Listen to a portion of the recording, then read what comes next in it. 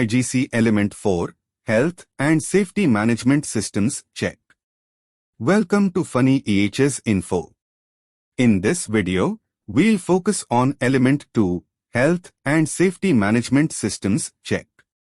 You'll gain a clear understanding of explore the crucial aspects of monitoring and measuring health and safety performance.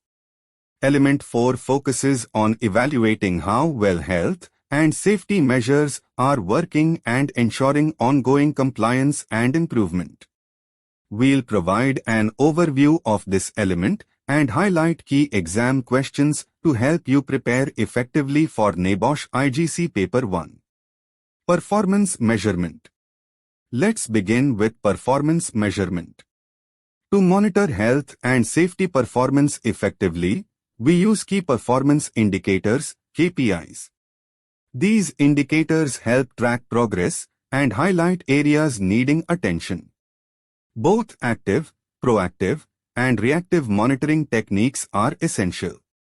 Active monitoring involves looking at the system before problems occur, while reactive monitoring addresses issues after they've happened. Investigating incidents. Next, we cover investigating incidents. Reporting and investigating accidents and incidents are crucial steps in improving safety. The procedures should be designed to identify the root causes of these events and implement corrective actions to prevent future occurrences. This process helps in understanding what went wrong and making necessary changes to enhance safety. Auditing. Finally, let's talk about auditing. Conducting regular health and safety audits is key to ensuring compliance with established standards. These audits help to identify areas for improvement and verify that safety practices are being followed correctly. Regular audits contribute to a culture of continuous improvement and compliance. Next, we'll review important questions from this element that you need to know for NEBOSH IGC Paper 1. List the reasons why the seriousness of a hazard may be underestimated by someone exposed to it. The person may not have been exposed to the situation in the past. Has worked in the same job without ill effect. Their attitude does not care. The person may be tired. Not had awareness training, initial or refresher. Over-reliance on PPE. Controls not functioning e.g. LEV. Alarms not operational, co-H2S. Effects of medication, drugs, alcohol. Cumulative impacts of failures, one adding to another and having more serious consequences. Explain, using an example each case, the meaning of the following terms. Hazard risk. A hazard is the potential of a substance, activity or process to cause harm. Hazards take many forms including, for example, chemicals, electricity and working from a ladder. A hazard can be ranked relative to other hazards or to a possible level of danger. A risk is the likelihood of a substance, activity or process to cause harm. A risk can be reduced and the hazard controlled by good management. Alternatively, an acceptable definition of risk would have been the probability likelihood of an occurrence and its possible consequences and severity in terms of injury, damage or harm. Explain the meaning of phrase so far as is reasonably practicable. This means the degree of risk in an activity can be balanced against time, trouble, cost and physical difficulty of taking measures to avoid risk. The greater the risk, then the more likely it is that to be reasonable would be to go to substantial expense and invention to reduce risk. Identify 8 means of hazard identification that may be employed in the workplace. The means of identifying hazards in the workplace may include carrying out workplace inspections. Safety tours can be undertaken. Carrying out observations of the workplace and work practices. Safety audits, task or job analysis, risk assessments. The analysis of accident, incident and ill health data. Reviewing accident and incident reports. Referring to legislation, approved codes of practices and guidance notes. Reviewing procedures in line with manufacturers' recommendations, e.g. a MSDS. Consultation with the workforce and health surveillance. Explain what is required for the assessment to be suitable and sufficient. Here there are a number of considerations to be made. These will include: it should identify and prioritize the measures that need to be taken to comply with relevant statutory, legal provisions. It should be appropriate to the nature of the work. It should remain valid for a reasonable period of time. A suitable and sufficient risk assessment should identify significant risks arising out of work.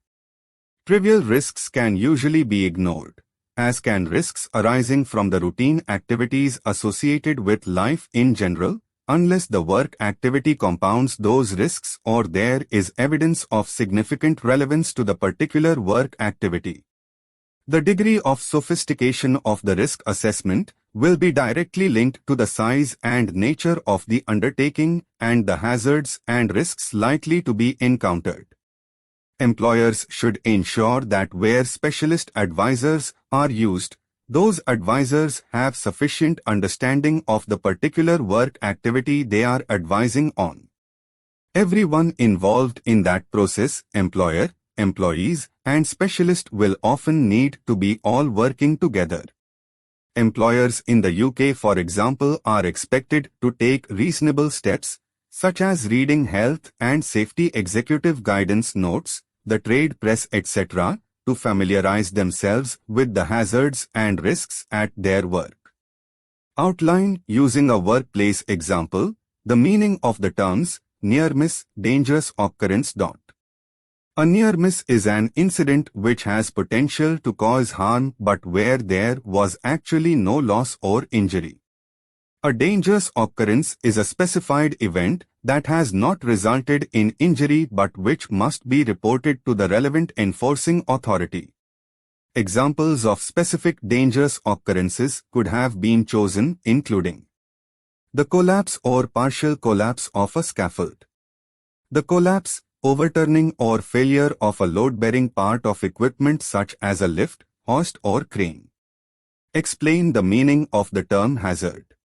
A hazard is anything that has the potential to cause harm, with harm in this instance being related to injury, damage or loss. Outline how an accident ratio study can contribute to an understanding of accident prevention. Accident ratio studies have shown that there is a fixed ratio between accidents of different severity and those where no loss occurred, near misses.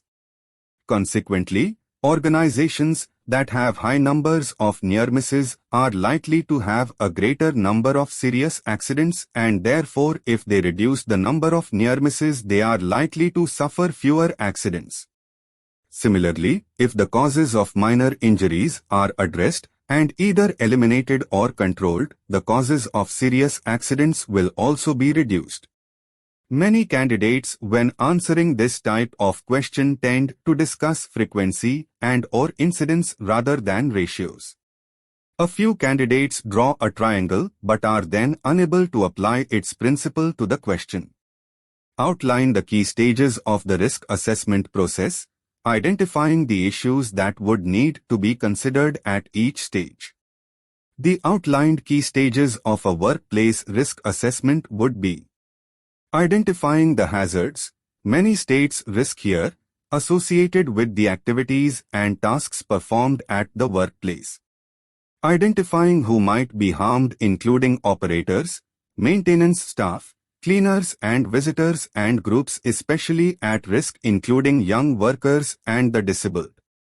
Evaluating the likelihood and probable severity of the harm that might be caused, assessing the adequacy of existing control measures and deciding whether additional controls should be introduced.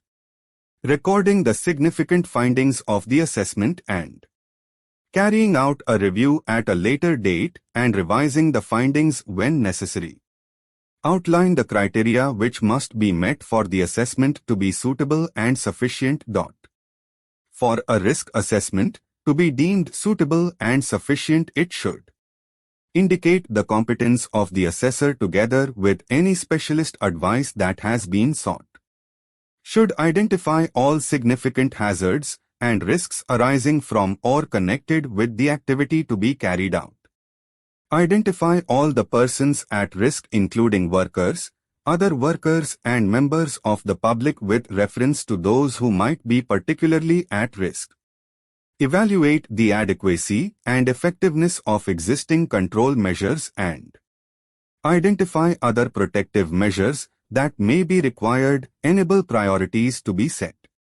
Record the significant findings of the assessment and identify the period of time for which it is likely to remain valid. Answers to this type of question are not to a good standard, with many candidates showing little understanding of the terms suitable and sufficient. Identify the key stages of a workplace risk assessment. A workplace risk assessment involves the following 5 stages. The identification of the hazards associated with the activities and tasks performed at the workplace. The classes and numbers of persons who might be harmed. Evaluating the likelihood and probable severity of the harm that might be caused. Assessing the adequacy of existing control measures and deciding whether additional measures were required. Recording the significant findings of the assessment and carrying out a review at a later date and revising the findings when necessary. Identify the factors to be considered to ensure the health and safety of persons who are required to work on their own away from the workplace. Risk assessment is essential to examine the hazards and potential risks of lone workers who are more vulnerable. Control measures include: procedures need to be put in place to ensure that lone workers remain safe. These may include supervisors periodically visiting and observing people working alone, regular contact between the lone worker and supervision using either a telephone or radio. Automatic warning device which operates if specific signals are not received periodically from the lone worker, e.g. systems for security staff.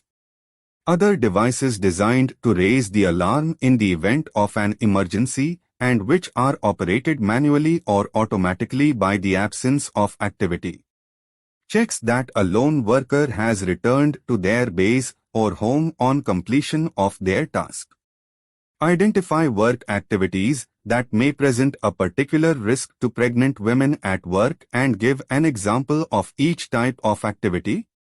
The following work activities may present particular hazards to a pregnant woman. Manual handling of loads such as in packing goods. Tasks involving long periods of standing or sitting as experienced by shop assistants. Work involving exposure to biological agents or chemical substances that might affect the unborn child or pregnant nursing mother such as lead glazing. Work in hyperbaric atmospheres, for example underwater diving. Tasks involving exposure to ionizing radiation, which would affect radiographers. Tasks involving regular exposure to shocks and low-frequency vibration or excessive movement such as driving. Unusually stressful work such as tasks involving exposure to heat or noise. Contact with the public where there might be a risk of violence or verbal abuse.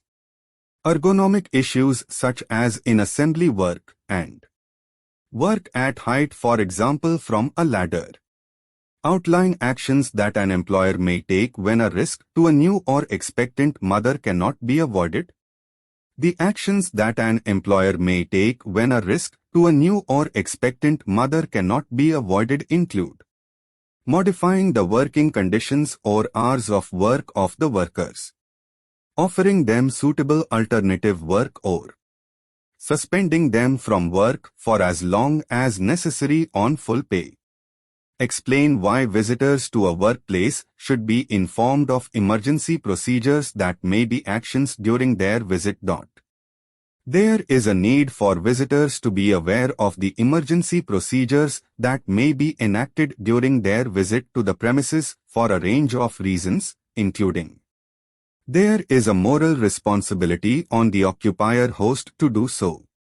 There is a legal duty of care owed to visitors, so that they will know the appropriate procedure to adopt to lessen the risk to themselves and to prevent them being an hindrance to those dealing with the emergency situation. Explain the reasons why young persons may be at a greater risk of accidents at work. Young persons at work are more prone to risk due to various factors. They include their age and physical capability, their lack of knowledge and experience of the workplace. Also, the young person's perception of risk has not developed in the workplace setting. The general move from home school and a tendency of young persons to take risks to respond to peer group pressures is also a factor. Outline the measures that could be taken to minimize risks to young employees. It is mandatory in a number of countries to conduct a risk assessment of the areas of work and activities where a young person is required to work. This should ensure that all hazards are controlled to as low as reasonably practicable. Young people should not be subject to excessive hours of work, exposed to risks, such as dangerous machinery, heavy lifting, manual handling, excessive heat or cold, etc. Other control measures should include comprehensive safety orientation, which should include emergency procedures, PPE where required, and competent supervision and monitoring. Outline 8 reasons for reviewing a risk assessment. Risk assessments should be regularly reviewed to ensure their adequacy and appropriateness. When there have been changes in the work process. When there has been a change in the rate of production. When there have been changes in the materials and or substances used. Moving to new premises or the introduction of new or the modification of existing plant. If new plant or equipment has been introduced. As a result of investigation reports on accidents and cases of ill health or monitoring exercises such as audit or workplace inspection. The availability of new information on hazards and risks. Following comments, recommendations made by an enforcement officer and or auditor. When new controls or techniques are available. Change in the personnel employed, use of younger persons, employing persons with disabilities. Following complaints from the workforce. Following action by the enforcement authority. The availability of new or improved control measures or techniques following changes in legislation. Outline the factors that an employer should take into account when selecting individuals to assist in the carrying out of a risk assessment. Some of the factors that will have to be taken into consideration are the competency of the person assigned and their attitude to undertaking such a task. Ability to be able to undertake the work in a responsible manner. Skill to be knowledgeable in the work being assessed. Age be of sufficient maturity. Past experience in risk assessment. Physical and mental capabilities to undertake the role. Report writing skills would be a distinct advantage. Training in risk assessment. Familiarity with the process activity. Knowledge of regulations and standards applicable to the risks being assessed. Communications and interaction with workers.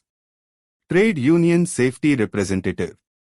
Outline procedures that could be used to ensure the safety of visitors to an organization's premise. The proper identification of visitors.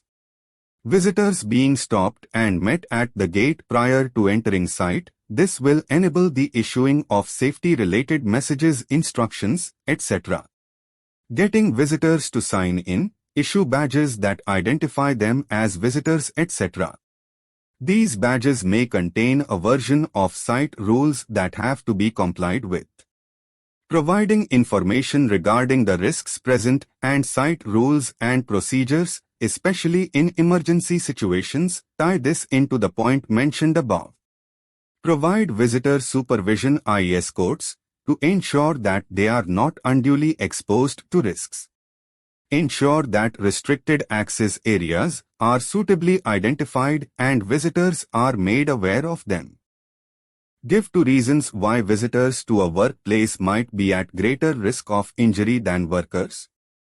There are a number of reasons why visitors to a workplace might be at greater risk of injury than workers.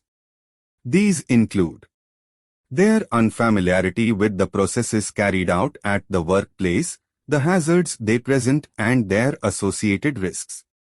The fact that they may not have been issued with personal protective equipment. Their lack of knowledge of the site layout. The fact that pedestrian routes might be inadequate and unsigned. Their unfamiliarity with the emergency procedures. Their vulnerability, particularly if they were disabled, very young or had language problems. Identify precautions that could be taken to reduce the risk of injury to visitors to a workplace. Measures such as the following may reduce the possibility of injury to visitors. Visitor identification, for example, by the issue of badges with a routine for signing in and out. Prior notification to those members of staff to be involved in the visit. The provision of information to the visitors in suitable languages on hazards and emergency procedures. An explanation of specific site rules, for example, restricted areas and the wearing of personal protective equipment. The clear marking of pedestrian routes and the need for visitors to be escorted by a member of management or supervisory staff. Explain the meaning of the term hierarchy of control. An acceptable meaning of the term hierarchy of control would be either a list of measures designed to control risks, which are considered in order of importance, effectiveness or priority, or measures designed to control risk that normally begin with an extreme measure of control and end with personal protective equipment as a last resort. There are few candidates who are able to give an acceptable meaning of the term. Outline the factors that are likely to affect the performance of personal hearing protection. A number of factors which could affect the performance of personal hearing protection include incorrect selection, incompatibility with other personal protective equipment, incorrect or poor fitting by the wearer, incorrect attenuation, damage or lack of maintenance. Outline, with examples, the standard hierarchy that should be applied with respect to controlling health and safety risks in the workplace. The application of the hierarchy, the possibility of eliminating the risks either by designing them out or changing the process. The next step would be the reduction of the risks by, for example, the substitution of hazardous substances with others which were less hazardous. If this were not possible, then isolation would have to be considered, using enclosures, barriers or worker segregation. The application of engineering controls such as guarding, the provision of local exhaust ventilation systems, the use of reduced voltage systems or residual current devices would follow, as would management controls such as safe systems of work, training, job rotation and supervision, with the final control measure being the provision of personal protective equipment such as ear defenders or respiratory protective equipment. Outline the limitations of using PPE. There are numerous reasons why PPE should be considered only after other possibilities have been exhausted. These include: it is often a legal requirement that other means of control are considered first, particularly since PPE does not remove the hazard. PPE may not provide adequate protection because of such factors as poor selection, Poor fit because of facial features such as beards. Incompatibility with other types of PPE. Contamination and misuse or non-use by workers. PPE is likely to be uncomfortable and relies for its effectiveness on a conscious action by the user, which raises issues such as training and supervision. Explain why personal protective equipment, PPE, should be considered as a last resort in the control of occupational health hazards. Personal protective equipment, PPE, is considered the last resort in the hierarchy of control measures. Precautions, as hazards should be assessed by the risk assessment process, and all hazards where possible should be eliminated or controlled at their source, e.g. reduce the noise of a compressor by engineering controls by making it quieter with insulation, etc. This will help reduce the level of noise at source prior to issuing PPE, ear protection. If PPE is given without trying to eliminate or reduce the hazard, we are not using a systematic method of permanent controls. PPE is a good method of control for various hazards. However, if we use PPE without first trying to eliminate or reduce the hazard may still exist in its full form, and PPE may not be sufficient means of safe control. Also, different types and ranges of PPE protect at varying levels, so health may be compromised. More importantly, PPE depends on the user to wear it, and practice is difficult to ensure to enforce with consistent supervision and regular inspections, etc. Outline what factors should be considered in the selection process of personal eye protection for use in the workplace. The type of hazard: eye particles, molten metal, chemicals, etc. present.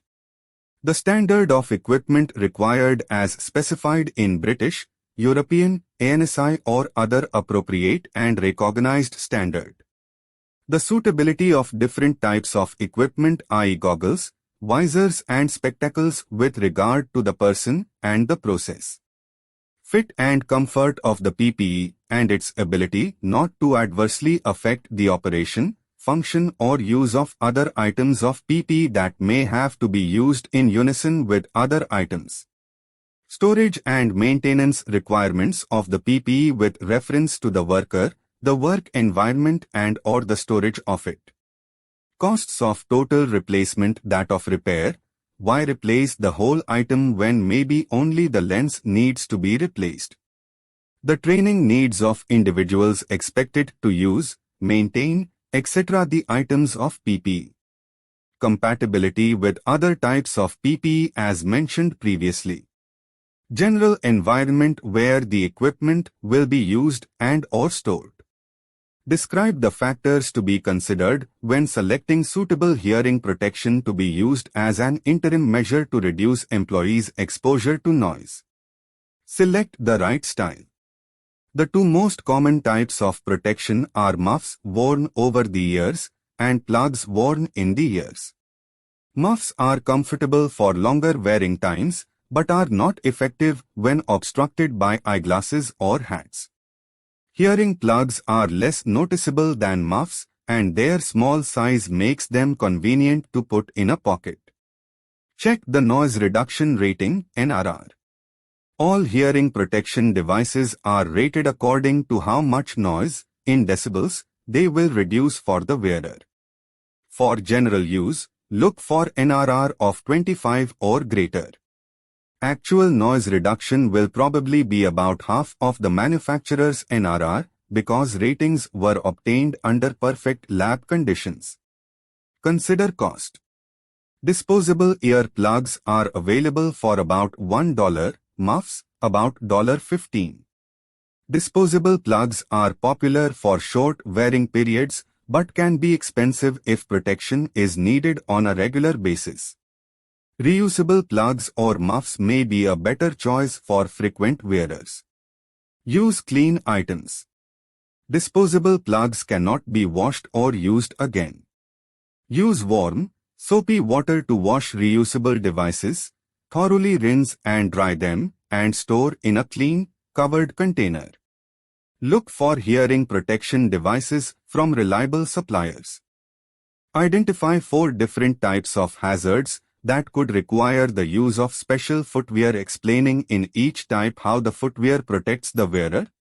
Falling objects, steel toe caps would protect the toes from crush and or impact injuries. Sharp objects, steel insoles would prevent sharp items piercing through the sole of the shoe boot into the wearer's foot. Flammable atmospheres, anti-static footwear would prevent the generation of sparks. Spread of contamination, washable boots, i.e. food industry. Here washable footwear would prevent the spread of harmful contaminants. Molten metal, heat-resistant boots and gaiters would prevent the hot material penetrating through clothing onto the wearer's skin body. Electricity, rubber soles to act as an effective insulator. Wet environments, impermeable Wellington boots. Slippery surfaces, non-slip slip-resistant soles. Cold environments, thermally insulated footwear to protect the wearer from the effects of cold. Give reasons why PPE should be considered only after other control measures. There are numerous reasons why personal protective equipment, PPE, should be considered only after other possibilities have been exhausted.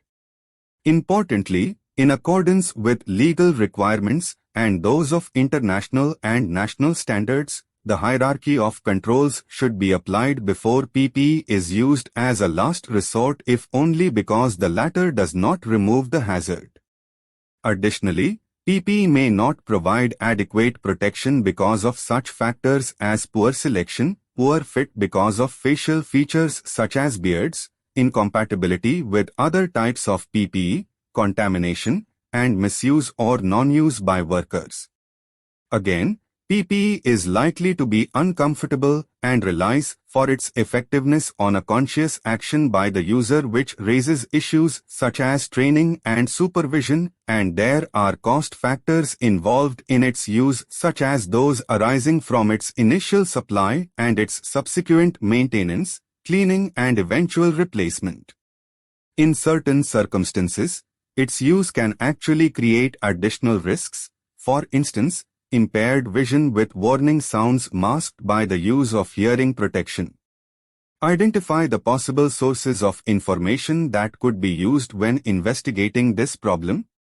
A possible source of information is extensive, and sources of information can include review of absence sickness, review of first aid surgery treatments, speaking with work groups that appear to be affected, physical observations of work practices, review of risk assessments, review of health and safety committee meeting minutes, review of insurance claims, consult with workplace representatives for information, undertake a review of reliable web information, identify if training sessions have increased the awareness of the importance of reporting such incidents.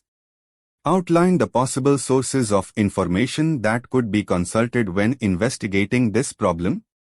A possible source of information is extensive, and sources of information can include review of absence sickness, review of first aid surgery treatments, speaking with work groups that appear to be affected, physical observations of work practices, review of risk assessments, review of health and safety committee meeting minutes, review of insurance claims, consult with workplace representatives for information, undertake a review of reliable web information, identify if training sessions have increased the awareness of the importance of reporting such incidents.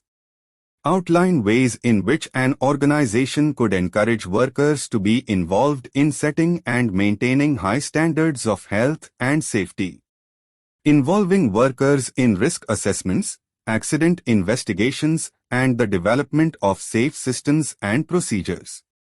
Setting up suggestion schemes and acting on the ideas and recommendations put forward. Organizing training courses and information programs on the benefits of good safety standards, supporting active involvement in safety committee meetings. Introducing an effective two-way communication system. Introducing a system of award and reward to recognize achievement and ensuring that management set a good example for the workforce to follow. Outline the factors that should be considered when developing a safe system of work. You need to outline factors such as details of the task or activity to be performed, such as might be provided by a job safety analysis. The equipment and materials to be involved. Any information or guidelines provided by manufacturers. The number of employees who will carry out the activity, the level of their competence and training, and the possibility that some may be vulnerable. The inherent and contingent hazards and risks taking into account the particular environment. The history of any accidents associated with the activity. The adequacy of the control measures in place. List the reasons why the seriousness of a hazard may be underestimated by someone exposed to it. The person may not have been exposed to the situation in the past. Has worked in the same job without ill effect. Their attitude does not care. The person may be tired. Not had awareness training, initial or refresher. Over-reliance on PPE. Controls not functioning, e.g. LEV. Alarms not operational, co-H2S. Effects of medication, drugs, alcohol. Cumulative impacts of failures, one adding to another and having more serious consequences. Relevant legal requirements. The need for consultation with employees. Emergency procedures and the systems for monitoring and supervision. Why it is important to involve workers in the development of a safe system of work. It is important to involve workers in the development of a safe system of work because of their knowledge of the particular working environment involved and what will work in practice. Additionally, their involvement will establish their ownership of the system and will encourage them to use and follow it once it has been finalized and introduced. Finally, their involvement will emphasize management's commitment to health and safety and help to raise its profile within the organization. Outline the functions of a permit to work form. The functions of a permit to work system are to control high-risk activities by ensuring set procedures are followed, to formally record control measures and to give signed authority for the activity to be carried out. Why it is important for safe systems of work to have written procedures? Once a safe system of work is developed, it is imperative that a clear method of communicating its procedures to the workforce is used, and this would be better achieved in writing rather than orally.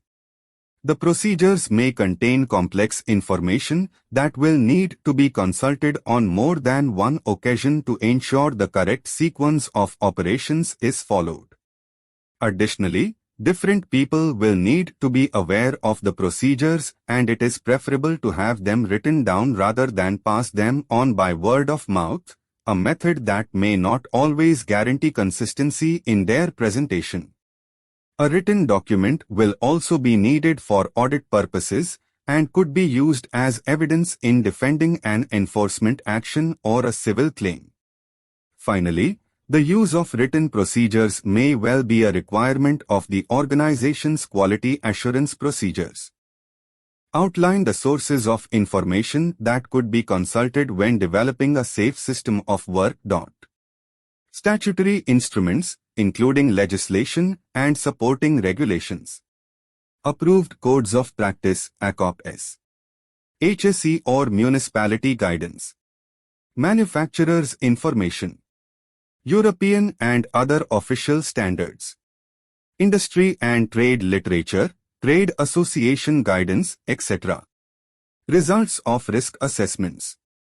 Analysis of accident statistics, accident investigations, inquiries, investigation and analysis of health surveillance records from the employees involved via conversation, consultation, enforcement agencies, municipalities, government departments and/or their agencies, and other experts.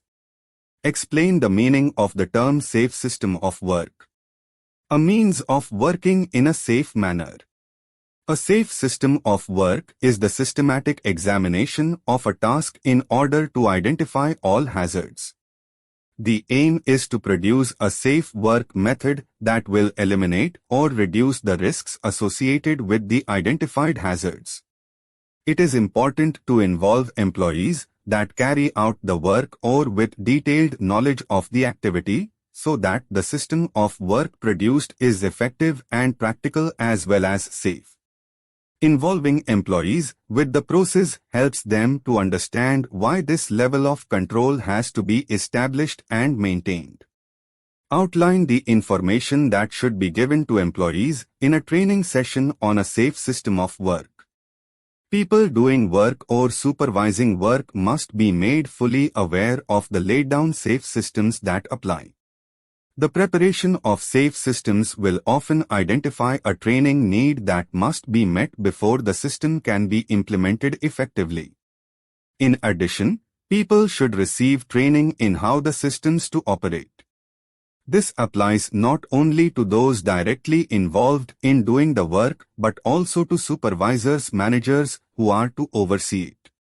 In particular, the training might include why a safe system is needed, what is involved in the work, the hazards which have been identified, the precautions which have been decided and, in particular, the isolations and locking off required and how this is to be done. Details of the permit to work system, if applicable. Any monitoring, e.g. air testing, which is to be done during the work or before it starts. How to use any necessary personal protective equipment. Emergency procedures. Outline the features of a safe system of work for the inspection team in this confined spaces. To ensure a safe system of work for an inspection team in confined spaces, it's crucial to follow a structured approach. Appoint a supervisor, assign a competent supervisor to oversee the work. Suitability of personnel, ensure workers are experienced and adequately trained for confined space tasks. Isolation, isolate mechanical, electrical, and pipework systems to prevent accidental operation or entry of hazardous substances. Cleaning, clean the area before entry to prevent the release of fumes during work. Ventilation, provide adequate ventilation, potentially using mechanical means to supply fresh air. Air testing, test the air for toxic or flammable vapors and ensure it's safe to breathe. Special tools and lighting, use non-sparking tools and low voltage, protected lighting in flammable atmospheres. Breathing apparatus, provide breathing apparatus if the air cannot be made safe. Emergency arrangements, prepare for emergencies with proper equipment, training and drills. Rescue harnesses, use harnesses with lifelines extending outside the confined space. Communications, establish a reliable communication system between those inside and outside the space. Alarm system, ensure an effective alarm system is in place, with a person stationed outside to monitor and manage emergencies. Describe the health risks faced by those repairing the reservoir when pneumatic tools are to be used to remove defective concrete and epoxy resin material used to effect repairs. Health risks, use of pneumatic tools. Noise-induced hearing loss, temporary or permanent. Vibration effects such as vibration white finger. Being struck by airborne particles. Dust inhalation. Musculoskeletal injuries from work process and working posture.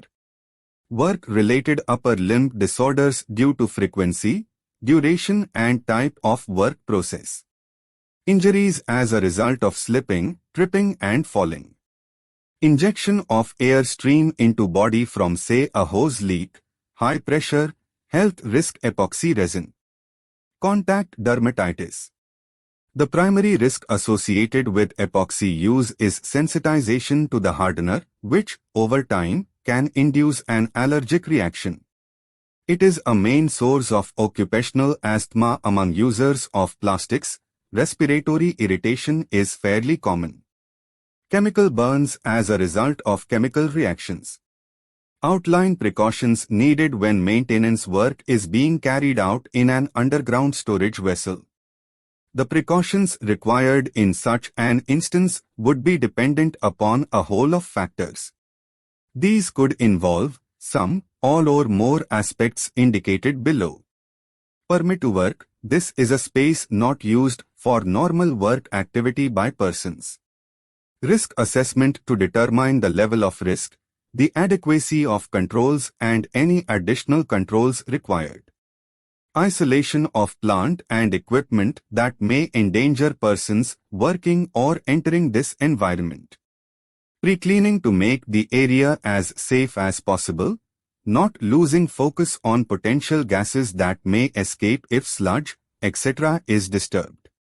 Purging and testing the vessel's atmosphere at all levels for particular gases or the adequacy of the oxygen content of the atmosphere. Safe means of access and egress. Appropriate tools I non-spark, intrinsic.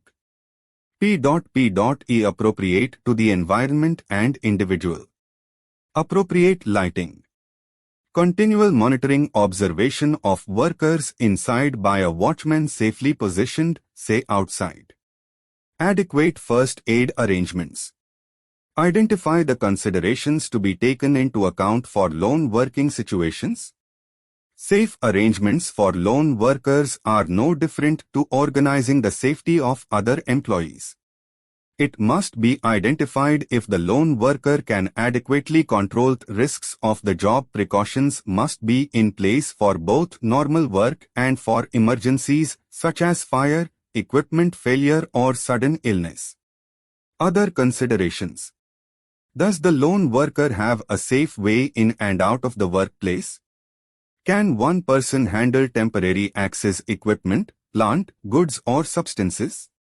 Is there a risk of violence? Are women especially at risk?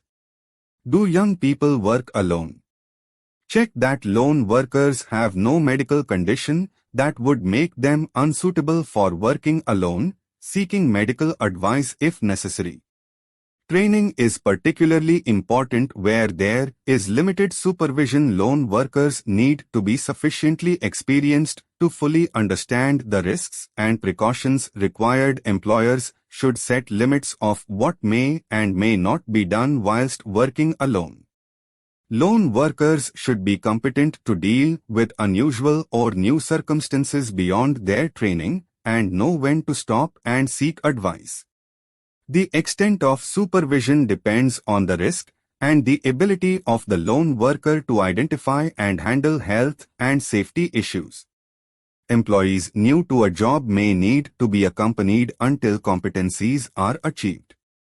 Supervisors may periodically visit to observe the work being done.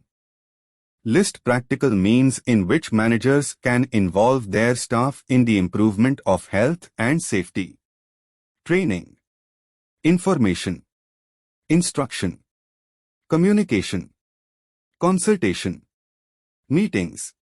Safety committees. Suggestion schemes. Joint inspections. Recognition and rewarding good safe behaviors. Leading by example. Workplace inspections. Identify ways in which a manager could involve workers in the improvement of health and safety in the workplace. The ways in which a manager could involve workers in the improvement of workplace health and safety may include but not be limited to involving workers in risk assessments, accident investigations, the selection of equipment and the development of safe systems and procedures. encouraging hazard spotting and the reporting of defects, setting up suggestion schemes for improvements, organizing training courses and information programs, supporting active involvement in safety committee meetings, being accompanied by workers or their representatives on safety tours and inspections, and giving workers responsibilities for mentoring young and inexperienced workers. Identify the factors which may influence the effectiveness of a permit to work system. The effectiveness of a permit to work system may be influenced by a number of factors, including the training needs of those involved in the work to be identified and met, and monitoring procedures to ensure that the system is operating as intended.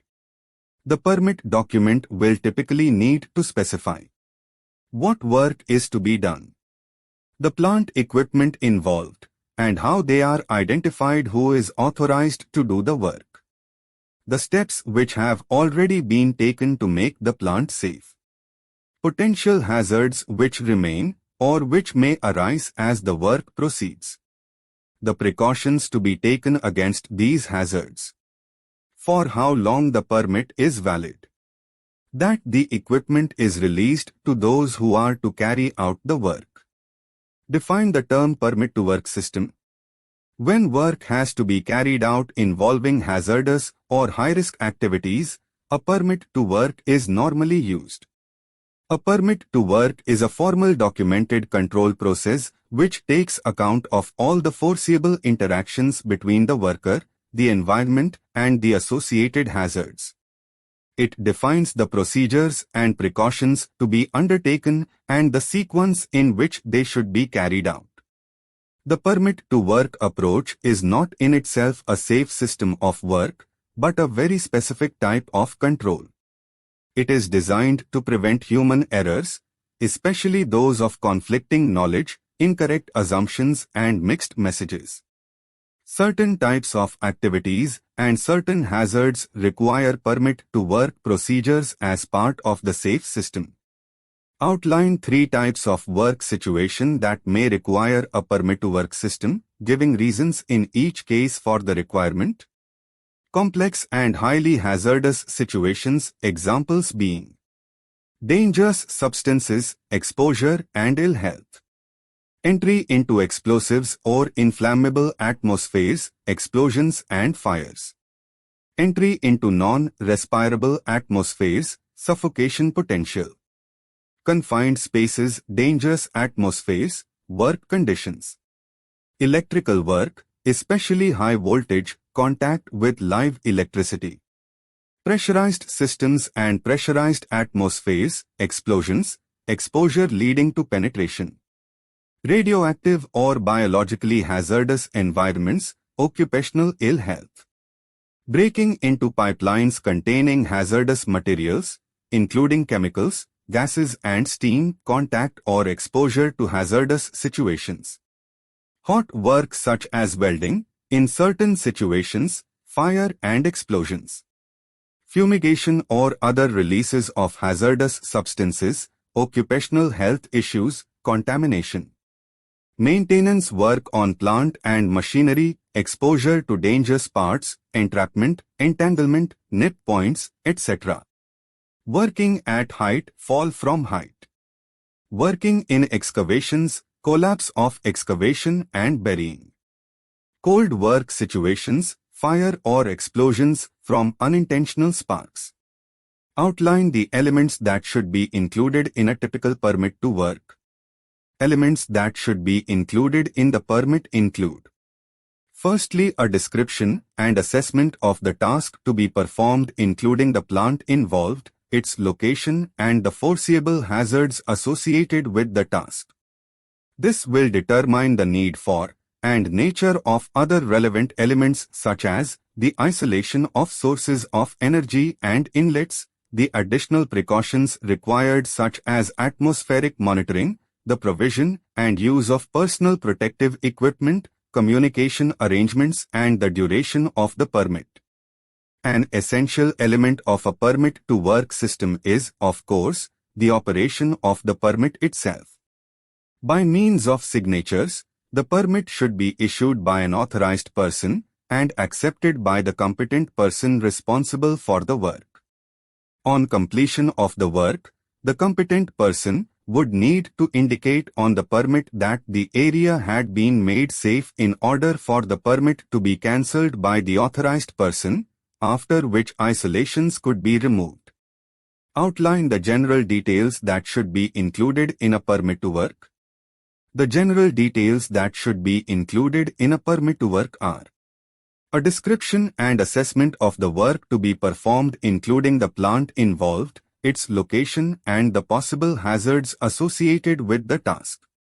This will determine the need for and nature of other relevant contents of the permit, such as the isolation of sources of energy and product inlets, additional precautions required such as atmospheric monitoring, the provision and use of personal protective equipment, the emergency procedures to be followed, and the duration of the permit. An essential element of a permit to work system is, of course, the operation of the permit itself.